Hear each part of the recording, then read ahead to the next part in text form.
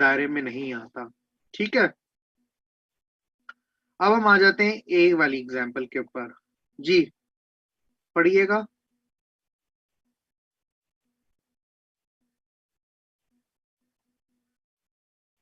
जी ये गुलाम मुस्तफा आप ही पढ़ लें।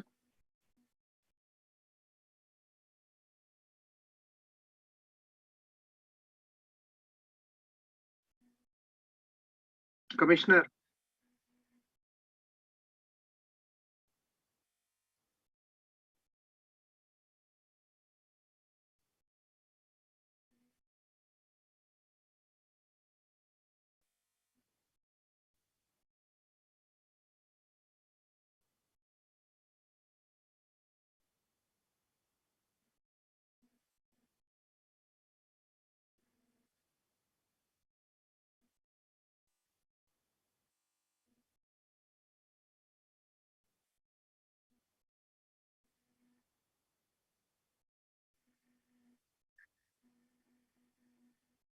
जी पढ़े पढ़े।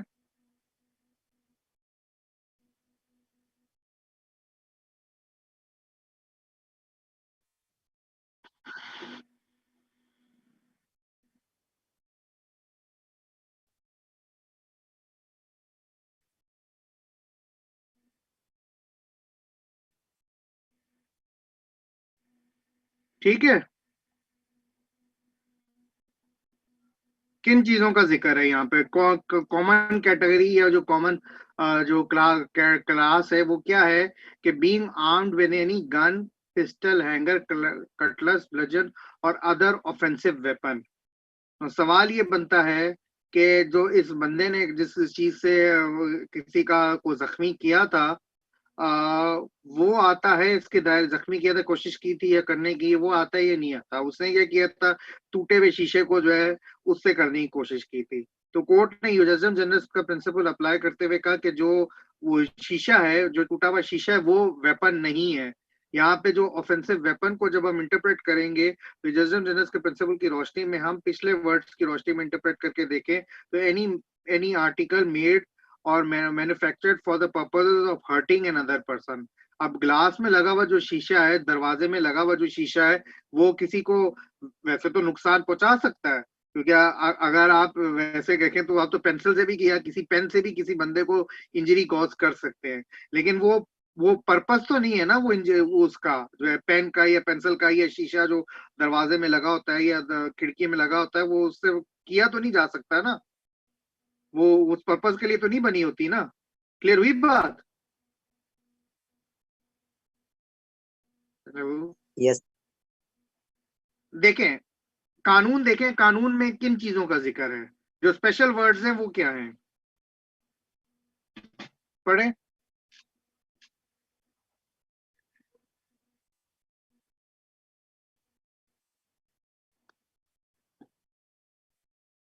ये कानून है, इसमें स्पेशल वर्ड्स जो लिखे गए हैं, ये क्या चीजें हैं? ये क्या, ये हैं क्या चीजें? चलें अभी आप हैंगर को छोड़ दें, कटलस को छोड़ दें, ब्लेजन को छोड़ दें, ये आप नहीं पहचान रहे हैं, अंग्रेजी के अल्फाज में चूंकि लिखा हुआ है, मे भी उर्दू तर्जुमा करके पता चल जाए क्या है। लेकिन गन और पिस्टल क्या होती है? क्या होती है गन और पिस्टल? हथियार है ना। अब हैंगर भी हथियार है, हैंगर की आप डिक्शनरी मायना देखें, कटलस की आप डिक्शनरी मायना देखें, ब्लेजन की डिक्शनरी मायना देखें, ये भी हथियार है। अब क्वेश्चन ये बनता है कि एक शख्स जो है वो दरवाजे में से शीशा तोड़ के या निकाल के, टूटा हुआ शीशा निकाल कर उससे किसी को जख्मी करने की कोशिश करता है या जख्मी कर देता है, तो क्या वो हथियार है या नहीं है? तो वो नहीं है हथियार। पर्पस तो नहीं है ना उसका हथियार का। अगर आपको मैं एक मिनट स्क्रीन दिखा देता हूं, एक मिनट, ये नजर आ रही है? ये आपका कटलस है, ये आपका हैंगर है। होपफुली नजर आ रहा होगा, तलवारों की शायद टाइप है। ठीक है, छोटी तलवारें जो है। अच्छा, ब्लजन जो होता है वो ब्लंट वेपन होता है, वो भी मैं आपको दिखा देता हूँ तस्वीर में उसकी।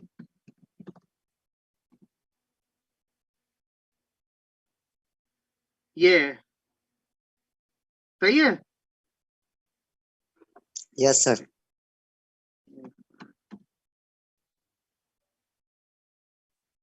सही, काइंड लाइक अ मेस। अगर अगर आपने वॉकिंग डेड मूवीज देखी हैं या ज़ॉम्बी वाले गेम खेले तो मून उसमें ही आपको नजर आएगा, या पुरानी मूवियों में नजर आएगा। बहरहाल हाँ हाँ, पुराने जमाने में यूज होते थे। अच्छा, बहरहाल अब इसके ऊपर आ जाए वापस, तो ये जितने भी चीजें यहाँ पे लिखी हुई हैं, ये सारे वेपन्स को इंडिकेट कर रही हैं, ठीक है। तो अब सवाल ये है कि टूटा हुआ शीशा जो दरवाजे में से गिरा है, वो है हथियार या नहीं है? तो कोर्ट ने कहा यूजेशन जजेस का प्रिंसिपल अप्लाई करते हुए कि नहीं है वो हथियार, क्योंकि वो वहां पे आपने दरवाजे में शीशे लगे हुए देखे हैं ना, या शीशे का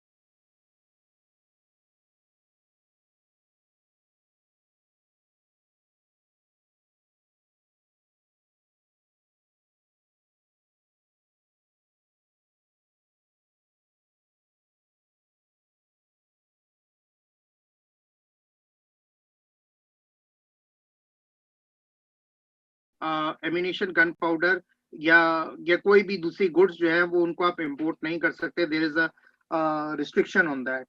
नाउ इंपोर्ट होके क्या चीज आई है, और क्या उसके पर क्या उस पर उसको सीज किया गया, इंपोर्ट होकर क्या चीज आई है? Pyrogalic acid. ठीक है, नो पायरोगैलिक एसिड जो इंपोर्ट होकर आया है, वो किसको बनाने में काम आता है, किसके वो, it is an component of what? Gunpowder and ammunition generally, sir. सही, But sir, मतलब it is not itself ammunition or gunpowder. सही है, बिल्कुल सही बात है। It is not itself ammunition और gunpowder, but it is a component जिसको इस्तेमाल करते हुए अल्टीमेटली आप एम्यूनिशन या गन पाउडर ही बनाएंगे उससे। तो क्वेश्चन ये था कि जो उन्होंने जो प्रोक्लेमेशन करके उसको सीज किया था पायरोगैलिक एसिड को, वो इस प्रोक्लेमेशन जो है उसके दायरे में आता है, इस लॉ के तहत तो आता है या नहीं आता? तो कोर्ट में उन्होंने यही आर्गुमेंट किया था कि ये प्रोहिबिट हो रही है, उसके प्रोक्लेमेशन की वजह से प्रोहिबिशन है पायरोगैलिक एसिड के ऊपर भी, क्योंकि अनदर गुड्स की रोशनी में आप उसको करें। लेकिन कोर्ट ने कहा कि नहीं, अनदर गुड्स को आप इंटरप्रेट करें पिछले वर्ड्स की रोशनी में, importation of arms, ammunition, gun powder, उसकी रोशनी में इंटरप्रेट करें, तो जो कंपोनेंट्स हैं उसके वो नहीं आते, चूंकि उसमें therefore there is no restriction on importation of pyrogallic acid, और उसको आपने जो सीजर किया है वो गलत किया है। क्लियर? Yes, sir. So सही, सही, एबीसी हो गया। अच्छा, अब ये तीनों वाली जो ऊपर वाली मिसालें हैं उसमें आपने देखा है कि जजडम जनरस का प्रिंसिपल अप्लाई हो रहा है। तो अब हम आ जाते हैं डी वाली एग्जांपल के ऊपर, जिसमें यूजम जनरस का प्रिंसिपल कोर्ट ने फॉलो करने से रिफ्यूज कर दिया था। इसको पढ़िएगा। In National Association of Local Government Officers versus Bolton Corporation, in construing the definition of workman in the Industrial Codes Act 1919, which reads, means any person who entered into or works under a contract with an employer, whether the contract be by way of manual labor or clerk work or otherwise. Sir, आगे भी? जी पढ़ें, उसी का part है। Wisconsin said the use of words or otherwise does not bring into the play the ejusdem generis principle for manual labor and clerical work do not belong to a single limited genus. Now, if you go back to the previous requirements ये क्या है कि अगर subjects differ करते हैं, the rule is not applicable. और subjects अगर differ कर रहे हैं तो it means there is no common class और नो कॉमन कैटेगरी।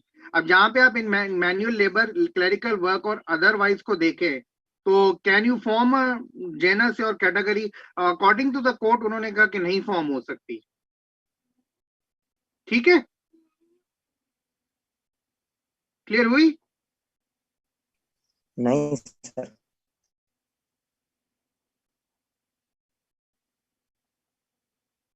ये क्या लिखा हुआ है?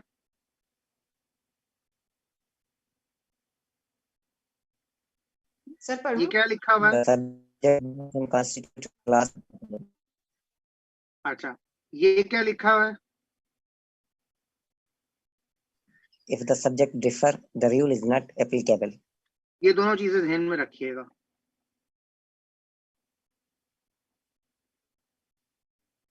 क्लरिकल वर्क क्या होता है, मैनुअल लेबर क्या होता है? मैनुअल लेबर डिफाइन करें।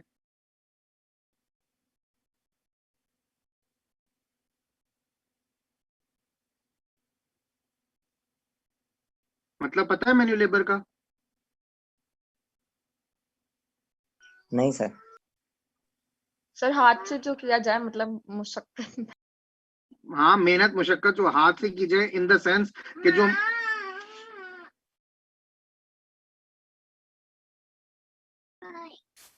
इसमें जो क्या कहना चाहिए, इसमें जो इन द सेंस, इसमें आप इसको इससे देखें कि मजदूर जो काम करते हैं, जैसे आप किसी क्या कहना चाहिए, किसी तरखान से, कारपेंटर से, या क्या कहना चाहिए किसी प्लम्बर से जो काम करवाते हैं, या जो ईंटें उठाकर लेकर जाना, ये होता है मैनुअल लेबर। ठीक है, क्लियर हो गई बात? Yes sir. On the other hand clerical work क्या है? The office work which you do सही है। sitting in the office. अब एक बात कर रहा है एक डायरेक्शन में, दूसरी बात कर रहा है दूसरी डायरेक्शन में। तो अब यूजेस एंड जनरस का प्रिंसिपल कैसे अप्लाई करेंगे? Do these belong to a single class और कैटेगरी? No, sir. बस सर सब्जेक्ट डिफर हो रहा है। सब्जेक्ट्स डिफरेंट हो गए तो the rule is not applicable. Clear? Yes sir. ठीक है। अच्छा, जो अगली जो एग्जांपल है,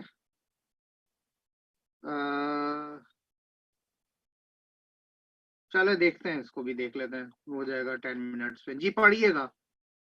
In Hamdard Dawakana versus Union of India, the Fruits Product Order 1955 made under Section 3 of the Essential Commodities Act 1955 required that the minimum percentage of fruit juice in the final product of a fruit syrup should be 25%. Clause ये B. Clear हुई बात? एक minute, this is a big example, तो उसको बारी बारी clear करते जाते हैं। जी, is this clear line? Sir clear है? यस सर क्लियर है। ठीक है, अगली पढ़े बात। Clause 2, subclause D, V of the Fruits Product Order 1955 mentions squashes, crushes, cordials, barley water, barrel juice, and ready-to-serve beverages or any other beverages containing fruit juices or fruit pulp. ठीक है, ये भी क्लियर है?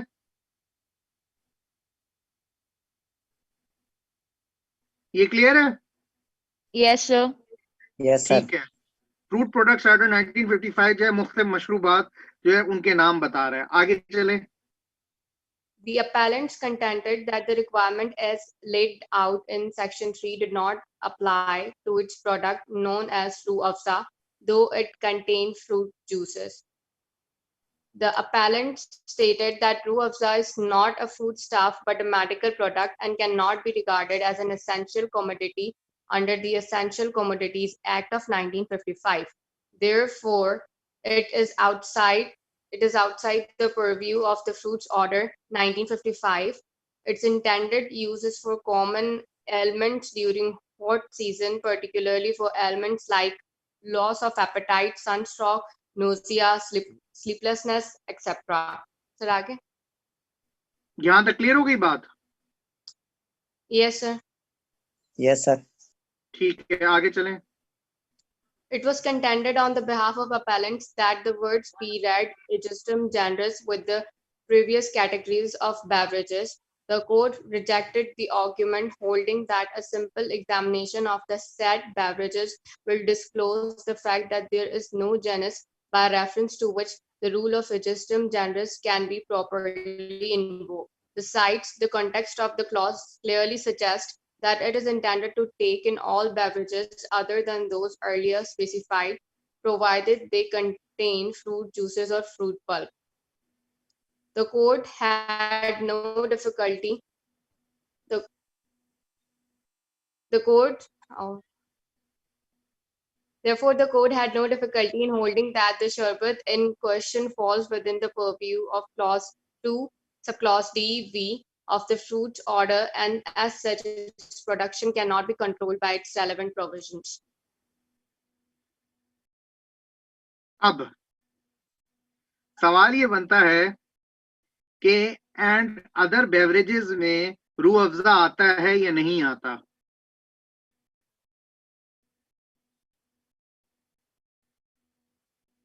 Sir, I think no. नहीं sir आता? मेरे ख्याल से आता है सर। चले, ये समझ में आया कि कोर्ट ने क्या, अच्छा उनका आर्गुमेंट क्या था कि रूह अफ़ज़ा दवा है, ये शरबत नहीं है, ये जूस नहीं है, लिहाजा इसको आप इसमें इंक्लूड नहीं कर सकते, ठीक है। और उनका कहना ये था कि यूजस्डम जनरस का प्रिंसिपल आप अप्लाई करें, आप अप्लाई करते हो, जब यूजस्डम जनरस का प्रिंसिपल अप्लाई करते हैं तो उसकी रोशनी में यहाँ पर जो है प्रिंसिपल ऑफ यूजस्डम जनरस अप्लाई करें, लेकिन कोर्ट ने कहा कि यूजस्डम जनरस का प्रिंसिपल यहाँ पे अप्लाई होता ही नहीं है। अब पहले तो सवाल ये बनता है कि रूह अफ़ज़ा में इंग्रेडिएंट्स कौन से शामिल होते हैं जिसकी रोशनी से ये पता चल सके कि रूह अफ़ज़ा जो है वो इन एसेंस आया दवा है या शरबत है या जूस है या क्या चीज है। अब ये जो आप 91 फुटनोट देख रहे हैं, इसको जरा देखें, पढ़ें जरा 91 फुटनोट के ingredients. The ingredients used in Ruh Afza as set out in the judgment are kasni seeds, first, pumpkin juice, watermelon juice. So what is this? अब मुझे चारीला है, पता नहीं क्या चीज होती है, इंटरनेट पे देखना होगा। चलें आगे पढ़ें। Ripe grapes, spinach, nilofer, sandal, gul, coriander, carrot, mint, kulfa, rose, citrus flower, orange juice, pineapple juice, water, sugar. अच्छा, ये सारी चीजें आपने पढ़ी, ये चीज अभी छोड़ दें कि इस्तेमाल क्या है उसका। पढ़ें दोबारा कानून को।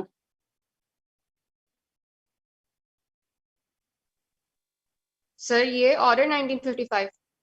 जी जी। It mentions squashes, crushes, cordials, barley water, barrel juice, and ready-to-serve beverages or any other beverages containing fruit juices or fruit pulp. समझ में आ गया judgement? Yes, sir. Yes, sir. बस इस वजह से कोर्ट ने कहा कि ये भी पार्ट ऑफ उसका है, रूह अफ़ज़ा हिस्सा है उसका, ठीक है। तो Yes, sir. इन मिसालों में यूजस्डम जनरस में अप्लाई होता है या नहीं होता। अब हम आ जाते हैं रैंक प्रिंसिपल की तरफ। Now what is the rank principle? पढ़ें जरा rank principal.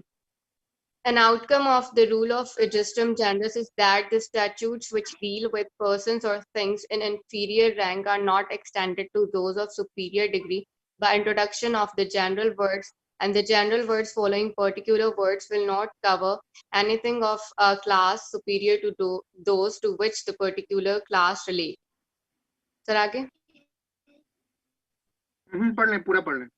This is an instance of the application of a particular aspect of ejusdem generis principle known as the rank principle, where a statute enumerates persons of an inferior rank, dignity, or importance. It is not extended by addition of general words to the persons of a higher rank, dignity, or importance than that of the highest enumerated if there are any of the lower species to which the general words can apply. No, your rank principle is again a sub principle, और इसमें क्या होता है rank principal में, अगर हम एक मिसाल देख लें in order to properly understand, ये देख लें जी वाली example. In Casher versus Holmes, in the phrase copper, brass, pewter, and tin, and all other metals, in a Locals Act of 1825, the residuary words were held not to include precious metals such as gold and silver. Now, rank principle में क्या होता है? यूजेसम generous यहाँ पे आप apply करेंगे, but in addition to ejusdem generis आप यहाँ पर इसका फर्दर स्कोप रिस्ट्रिक्ट किया जा रहा है. वो रिस्ट्रिक्ट किया जा रहा है by way of rank principle से कि जो हायर कैटेगरी की जो चीजें हैं उसके ऊपर आप वो उसका मजीद स्कोप रिस्ट्रिक्ट करते हुए उनके ऊपर अप्लाई नहीं करेंगे. ठीक है, क्लियर हो गई बात? हेलो सर, इसके अलावा एक और एग्जाम्पल. इसके अलावा कोई और एग्जाम्पल? मिसाल के तौर के ऊपर एक कानून कहता है कि third year, second year and other classes को स्कूल से बाहर निकलने की इजाजत नहीं है. सही है? Yes sir. Okay. अब याद रखें, यूजेसम जनरस अप्लाई करना है हमने और साथ में रैंक प्रिंसिपल भी अप्लाई करना है. यूजेसम जनरस अप्लाई हम करते हैं अगर, तो इससे सेंस जो बनती है कि फर्स्ट ईयर भी आ गया, फोर्थ ईयर भी आ गई, फिफ्थ ईयर भी आ गई. मैं एलएलबी की बात कर रहा हूँ. ठीक है? Yes sir.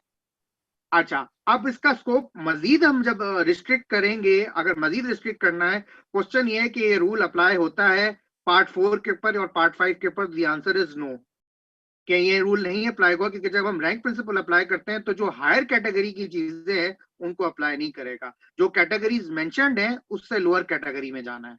ठीक है? Yes sir.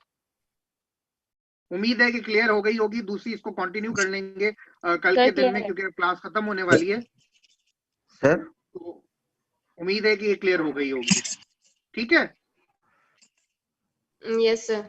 सर चलें फिर इसको यहाँ तक रखते हैं. नेक्स्ट क्लास में मुलाकात होती है. ठीक है. अल्लाह